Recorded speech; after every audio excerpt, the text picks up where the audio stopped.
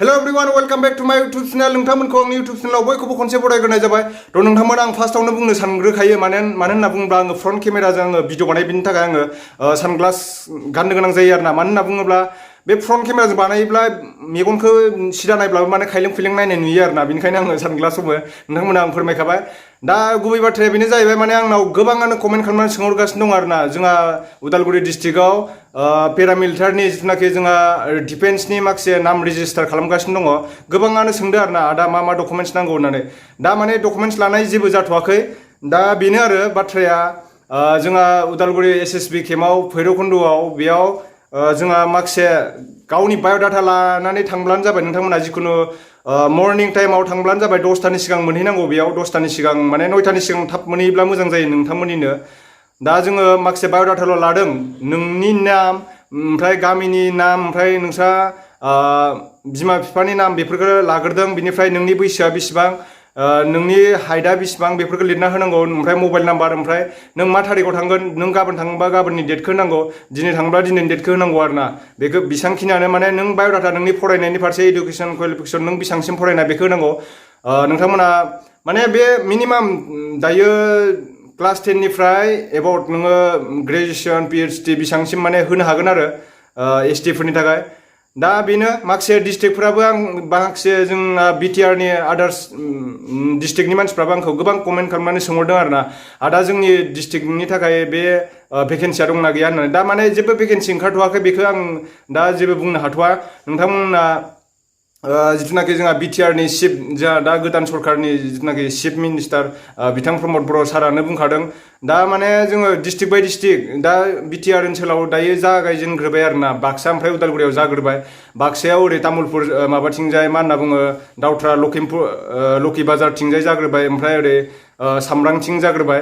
दा जोंनियाव मोननै जायगायाव जादों उदालगुरि डिस्ट्रिक्टआव। आं खोन्थालांगासिनो बबे जायगायाव जादों आरो माब्लासिम थागोन बे डेटखौ आं खिन्थागोन नोंथांमोननो फुल डिटेल्स। दा माने बेलेग डिस्ट्रिक्टआवबो जागोन। ओरै जोंहा मा डिस्ट्रिक्ट दङ। दा जोंहा BTRनि बाहेराव सनितपुर दङ, बिश्वनाथ दङ, लखिमपुर दं, कार्बि आंलं गोबां डिस्ट्रिक्ट दं। आं डिस्ट्रिक्टखौ बुंजोबला मानो होनना बुङोबा बिराद गोलाव जागोन भिडिअआ। अल आसामैनो होजोबगोन होनना बुंदों। बे जोंनि बर'फोरनि सायाव आरोना। जोंनि बर'फ्राथ' गासिबो ST गोलैजोबखायो STP गोलैजोबखायो। दा बिनिनो नोंथांमोना सिन्था खालामनाङा। जायफोरनि डिस्ट्रिक्टआव जायाखै नोंथांमोना सिन्था खालामनाङा। लासैनो जाजोबगोन बयनिबो डिस्ट्रिक्टआवनो। थ' नोंथांमोना जायफोर माने जाय रेजिमेन्टआ दायो माने जास्ट माने ओरैबायदिसो फोरोंगासिनो दङ। दा एग्जामखौ बोरै होनांगौ बेनिफ्राय बेफोरबायदि माखासे ट्रेनिं होगोन आरो बोरै खारनांगौ बोरै बारनांगौ बेफोरनि फारसे होगोन आरो। दा बेनो आरो नोंथांमोना एसे जुदि मिथिथारनो लुगैदोंबा खाथिनि आर्मि केम्प बा नोंथांमोना SSB केम्प पुलिस केम्पफोराव थांनानै नोंथांमोना सुलुग लानो हागोन। नोंथांमोना सोंहैनो हागोन आरो आंनि मथेब्ला बेफोरबायदि सोंनाया मोजां। दा आङो उदालगुरि डिस्ट्रिक्टनि थाखाय बे खोथाखौ बुंनोसै। नोंथांमोना गोबाङानो आंनाव कमेन्ट खालामनानै सोंहरदों। जोंहा उदालगुरि डिस्ट्रिक्टआव भैरबकुन्द दोनस्रि रिसर्ट ग्राउन्डआव जिथुनाखि भैरबकुन्द बै जोंहा उदालगुरि डिस्ट्रिक्टनि जायफोर उदालगुरि डिस्ट्रिक्टनि नोंथांमोना मिथिखायो। बेयाव माने दा रेजिस्टार लागासिनो दङ। रेजिस्टार माने नामखौ एन्ट्रि खालामगासिनो दङ। जानो हागौ नाम एन्ट्रि खालामनानै दा अनलाइनावबो एन्ट्रि खालामनो हागौ। बाट नोंथांमोना जुदि ट्रेनिंखौ लायोब्ला माबा मोनसे सार्टिफिकेटबो मोननो हागौ आंनि आन्दाजाव आरोना। माबा मोनसे सार्टिफिकेट मोनोब्लाथ' जोङो उनाव रानिं खालामनायनि थाखाय मोजां। दा दहाय माने आं थांदोंमोन। आंबो बारा मोजां मिथियामोन नालाय थांनानै आङो प्रुफ मोनबाय। दा जोंहा माखासे सासे बिदिनो केप्टेन सारआ फैदोंमोन आरो केप्टेन सार 3 स्टार थानाय बेखौ केप्टेन होनना बुङो। बे बुंदोंमोन माने नोंथां दाथ' जोङो माखासे ट्रेनिंसो होबाय थादों भेकेन्सिनि बागै जेबो बुंनो हाया होनना बुंदों आरोना। दा नोंथांमोना ट्रेनिंखौ लाब्लानो जाबाय। ट्रेनिंआ जोंना 1 थारिखनिफ्राय जागोन। 1 थारिख जुलाइनि 1 थारिखनिफ्राय जोंहा बे भैरबकुन्द'आव 11 थारिखसिम जागोन आरोना। दा जोंहा डकुमेन्ट्सथ' लायाखै। जेनेबा बाय'डाटा लानाय थारिकआ जाहैबाय बाय'डाटा लानाय थारिकआ जोंना दा मैयानिफ्राय जादों आरोना। ओमफ्राय दिनै जों दहाय हैबाय। ओमफ्राय नोंथांमोना गाबोनफोर थांनो हागोन। बिदिनो बे जुलाइ मासनि लास्ट थारिखसिम लानो हागौ। बेखौ माने एक्सपायार डेट माने माब्लासिम लानानै दोनथ'गोन बेखौ बुंथ'वाखै दा। 1 थारिखनिफ्राय जिथुनाखि माबा दङ मा होनना बुङो 1 थारिखनिफ्राय जोंहा ट्रेनिंखौ जागायसिगोन आरोना। ओमफ्राय बिदिनो उदालगुरि डिस्ट्रिक्टआव दायो मोननै जादों। दायो कुन्द्रबिलावबो नोंथांमोना हैनो हागोन। जायफोर माने ओरै टंला साइडनि हरसिंगा साइडनि नोंथांमोना कुन्द्रबिलाव हैनो हागोन आरोना। बे जाहैबाय कुन्द्रबिल फुटबल ग्राउन्डआव लागासिनो दं दायो। नोंथांमोना थांनानै बेयाव गावनि बाय'डाटाखौ नोंथांमोना एन्ट्रि खालामहैनो हागोन। बिनि माने जोंहा बिनि माखासे माबाया जाहैगोन जोंहा बे कन्ट्रबिलाव जिथुनाखि जोंहा ट्रेनिं जागोन बेयाव माखासे फोरोंगोन बारनाय खारनाय माबायदि एग्जाम लिरनांगौ मानांगौ बेफोरबायदि फोरोंगोन बेयाव माने 12 तारिखनिफ्राय जागोन आरोना जुलाइ 12निफ्राय 18 जुलाइसिम जागोन बेयाव 18 जुलाइयाव जोबगोन आरो बिनिया ओमफ्राय दा बेनोसै आरो सासे सल्डार जानोबा नोंथांमोना आं खिथानोसै दायो माने इण्डियान आर्मिनि बाथ्रा बुङा आङो इण्डियान आर्मिना एसे बेलेग जायो बेनिफ्राय पुलिसनिबो बुङा जों दायो बुंगोन जोंहा दा बुंगोन नोंथांमोना खोनासंनानै लाब्लानो जाबाय जोङो SSB CRPF BSF CISF नि बाथ्रा बुंगोन जोङो माने बेफोराव जोङो सासे नोङो सल्डार जानोब्ला मानि गोनांथि दङ बेखौसो आं बुंनो थांदों सिख्लाफोराबो एप्लाइ खालामनो हागोन जेब्लानाखि अनलाइन फैयो भेकेन्सि फैयो दा माने ट्रेनिंखौल' जोंनो होग्रोगोन आरोना दायो ट्रेनिंखौल' नोंथांमोना जास्ट दायो बे गावनि नामखौ बाय'डाटाफोरखौ लिरनानै हैग्रोबानो जाबाय अब्ला माने जोंनिया बे भैरबकुन्दनिया जोंनिया 5 तारिखनिफ्राय 11 तारिखसिम जुलाइनि 5 तारिखनिफ्राय 11 तारिखसिम जागोन ओमफ्राय बे कुन्द्रबिलनिया जाहैबाय उदालगुरि डिस्ट्रिक्ट बेबो कुन्द्रबिलाबो हरसिंगानि इथिं थांनांगौ बेबो माने 12 तारिखनिफ्राय 18 तारिखसिम जागोन आरोना बिनि सिगाङावनो नोंथांमोना गावनि बाय'डाटाखौ हैग्रोदो दा जोंहा सिगाङाव गार्लसफोरनि थाखाय बुंसै ST आं ST फोरनि थाखायल' बुंदों दै OBC जेनेरेलनि थाखाय जेबो बुङाखै दा जास्ट माने आं बर'नि थाखायसो बानायदों नालाय बे भिडिअखौ दा जोङो सासे सल्डार जानोबा सिख्लाफोरा जोंनो मा नांगौ फार्स्टआव नोंनो बैसोआ जोंनि ST फोरनि थाखाय जोङो SSC माने जोंहा पेरामिलिटारिबो होनना बुंदों आरोना बे SSC पेरामिलिटारि एखेयानो जाहैयो एसे दा जोङो बेयाव 18 बोसोरनिफ्राय 28 बोसोरसिमखौ जोङो माने ट्रेनिंखौ खालामनो हागोन माने एप्लाइबो खालामनो हागोन आरोना जोंहा बेयाव माने डिफेन्सआव नोंथांमोना बे जबखौ मावनो गोसोब्ला नोंथांमोना हागोन आरो 18 बोसोरनिफ्राय 28 बोसोरसिम हालागै आरोना ओमफ्राय नोंनि गोजौआ जानांगोन हाइटआ जानांगोन 155 सेन्टिमिटार गोजौआ नोंनिया 155 सेन्टिमिटार बे जानांगोन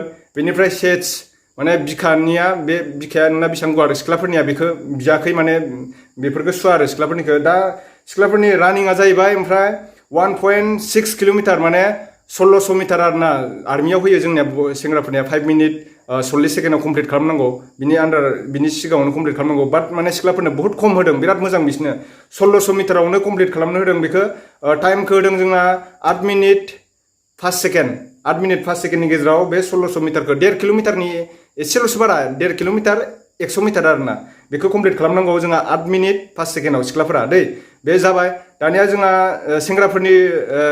सेंग्राफोरनिसिम फैलायबाय दायो सेंग्राफोरनो जोङो माने सासे सल्डार जानोबा जोङो SSB BSF CRPF CISF आव जोङो दा जिथुनाखि पेरामिलिटारिनि जोंहा नाम लिस्ट लागासिनो रेजिस्टार लागासिनो बिनि बिथिङाव जोङो सेंग्राफोरनि थाखाय बुंनोसै हाइटआ गोजौआ सेंग्राफोरनो बेसेबां नांगौ 165 नोङो 165 सेन्टिमिटार जाथारनांगोन आरो नोंनि बिखाया मिनिमाम माने 76 सेन्टिमिटार जानांगोन नोङो 4 फुटखौ बिखाखौ गुवार खालामनानै नोङो देखायनो हानांगोन बियो 80 सेन्टिमिटारसिम खालामनो हानांगोन आरोना 76निफ्राय 80नि एबावबाबो जेबो नङा जेसेबांनो गिदिर जेसेबांनो गुवार बिखाखौ खालामनो हायो बडिखौ फुवारनानै देखायनाय नोंनिनो मोजां ओमफ्राय जोंनिया माने सेंग्राफोरनिया खारनाय किल'मिटारा जाहैबाय 5 किल'मिटार खारनांगोन नोङो 5 किल'मिटार बेयाव जाहैबाय जोङो 24 मिनिट्सनि आन्डाराव नोङो हाबनांगोन 24 मिनिटनि आन्डाराव नोङो कमप्लिट खालामनांगोन माने 5 किल'मिटारखौ नोङो 18 मिनिटाव खालामो ना 20 मिनिटाव खालामो ना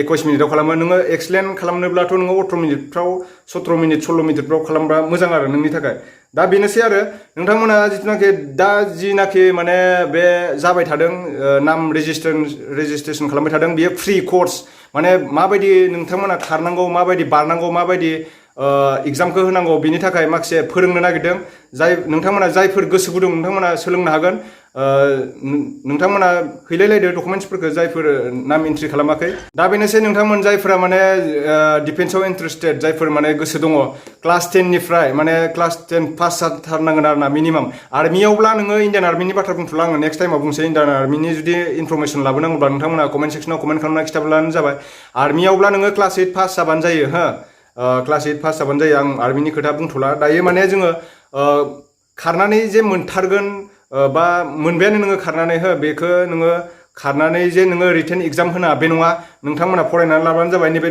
SSC GD होननाय थागोन बे SSC GD लेखाखौ बायनानै ला आरो किसुमान GK कारेन्ट एफेयार्सफोरनि बुक्सफोर बायनानै फरायबानो जाबाय बे आंनिया 2017आव बायनायमोन आं SSC नि एग्जाम लिरदोंमोन बै समाव माने बायनायमोन आरोना बेयाव दा जोङो 2021 निखौ बायबानो जाबाय जोंनि माजबाटाव दा मोनफैथ'वाखै उदालगुरियाव बायनांगोन उदालगुरियाव किसुमान बै माबा रेल साइडथिं खाथियाव मोनो बे लेखाफोरखौ बायनानै लाबो बे माल्टिटास्किंनि होदोंमोन आं बै समाव माने कुइसन पेपार लिक जादोंलै बिराद प्रब्लेम आंहा बे समाव मोनासै आङो माथो दा माने गोबां फरायनांगौ आरो ना ओरैनो मोनगोन होननानै दासान दा जोंहा बड' इयुथ्सनि बादिब्ला बिथांमोना जोंहा गिदिर गोलावफ्रा मा खालामनो बेखौ रावबो बुंनो हाया दायो दा मोननांगौ बायदिब्लाथ' 35,000 भेकेन्सि ओंखारगोन होनना बुंदों बे बड' इयुथ्सनि बायदिबाथ' आंनिबा बिदि जेनेबा खारनायाव पास जानानै एग्जामा एसे मार्कनि थाखाय एसे माबा सुबिदा होयोमोनब्ला मोजां जागौमोन आरो दाथ' बिसोरो रानिंनि माने किसुमान जोंहा ट्रेनिंखौल'सो होदों ना मादि खारनांगौ मादि बारनांगौ दा बिसोर बिदिल'सो फोरोंदों बिसोरबो जेबो बुंनो हाथ'वा आरो ना